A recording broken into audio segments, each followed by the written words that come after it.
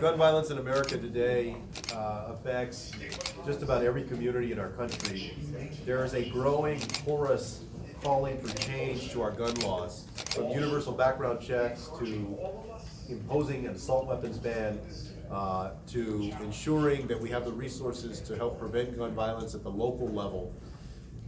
I support common sense gun safety legislation that will help ensure that our families are safer across the United States.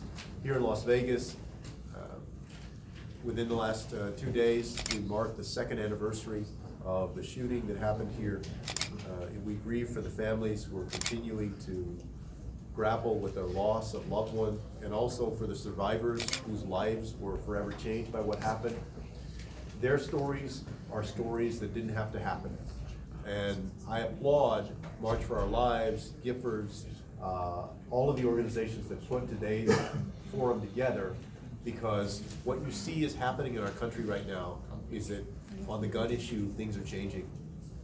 And whether it's Mitch McConnell, or it's Cory Gardner, or it's John Cornyn, they're gonna have to change their position, or they're gonna risk getting defeated in 2020, because Americans have had enough. And the message that Americans are sending to politicians in Washington and in state capitals across this country is the message that voters sent to Governor Mike DeWine right after Dayton.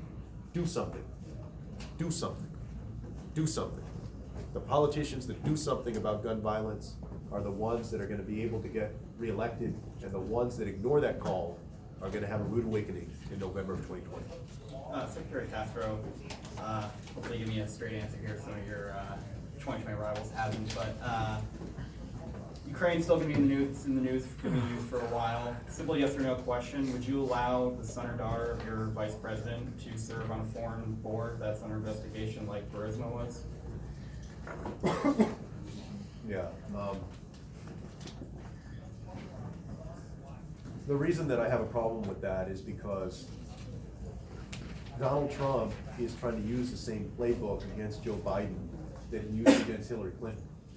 He's trying to besmirch the reputation of an honorable public servant who was given a lot of honest years of public service so that he can try and win a narrow electoral college victory.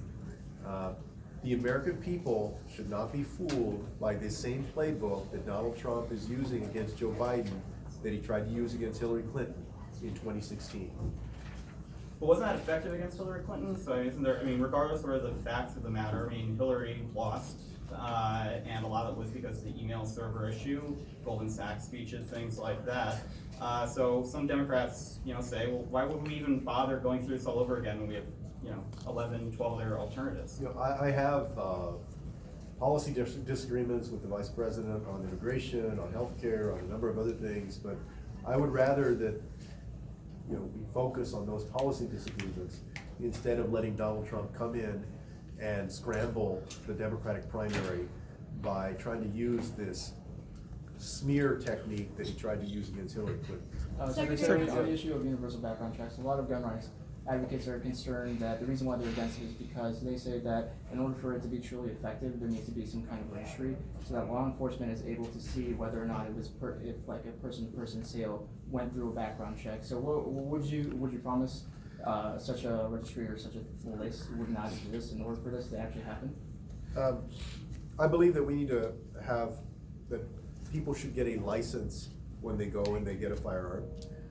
And that certain weapons should get registered. For instance, after we ban assault weapons, just like when we banned fully automatic weapons in 1986, there should be registration that happens. So there is a place for registration and also widespread licensing. I'll tell you, most people that own these guns for home defense or for sporting or for hunting, and I'm from Texas, so I see this a lot, they understand that people can still hunt and sport and have a weapon for home defense, but they don't need these AR-15s or any number of other assault style weapons, and they can also make sure that we're able to understand who has these weapons. So you would support a registration like Biden, like Vice President Biden has come on today underneath the National Firearms Act to treat them like machine guns? Yeah, I support registration in different ways, yeah. Secretary Castro, how do you think calls do you think calls for mandatory buybacks from Democrats hurt Democrats' chances in a place like Texas, given it is so gun-friendly? Well, I mean, what I've said is that I support banning assault weapons and then putting a voluntary buyback program in place, and that we've seen this can work.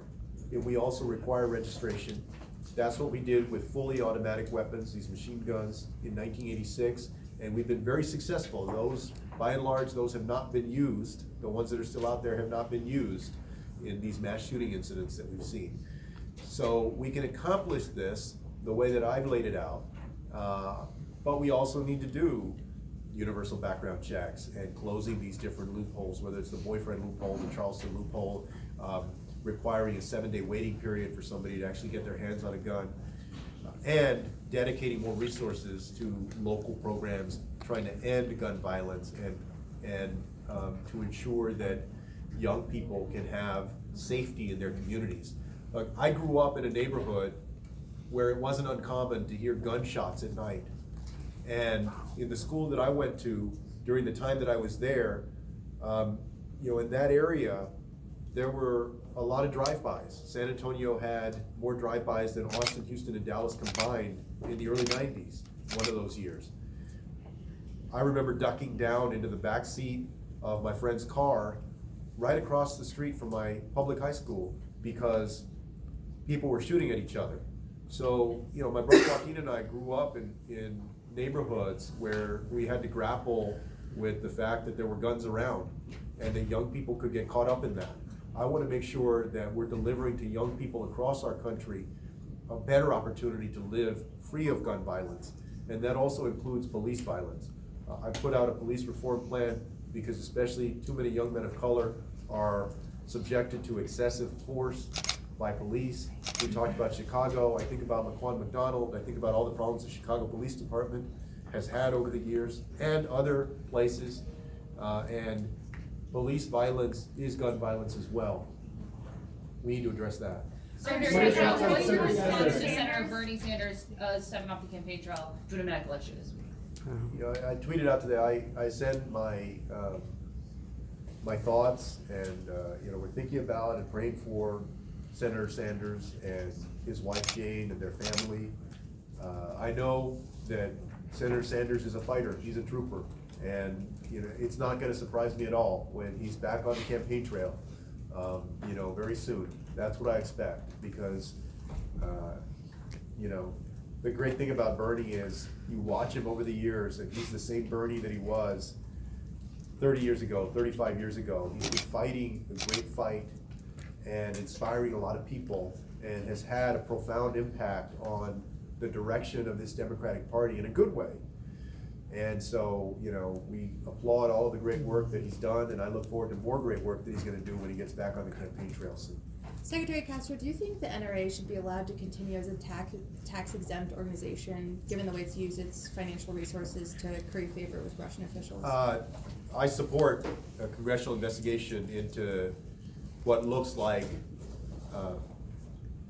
shady relationship between the NRA and other countries, and including whether they should enjoy tax exemption, because it's clear that in 2016, the NRA went off the rails, and it looks like they're trying to do it again. I was concerned about the meeting they had, the conversation with Donald Trump a few days ago, purportedly to provide resources for his defense. He would lay off common sense gun safety legislation. This is the kind of special interest, swampy behavior that we need to end in Washington, D.C., and the NRA is right in the middle of it. Secretary Castro, so just a couple minutes ago, the mother of someone who died in the Aurora shooting tweeted like a picture of you presenting at this, and she tweeted, "This was my boss in San Antonio until just 2 weeks before my daughter's death. I did not report to him, but I met him many times. When she was slaughtered, he never even sent a card. Hard to take him seriously on gun issues when he couldn't be bothered 7 years ago." I don't know if you have anything to say to that. Well, if she were here, what I would say is that I'm very sorry about the loss of her child. And, as far as I know, I don't have any kind of previous conversation with her about that loss, but my heart goes out to her. And I hope that she and all parents who have lost a loved one understand that if I were president, that I'm gonna fight to make sure that we don't lose any more children to gun violence. That the tide is changing.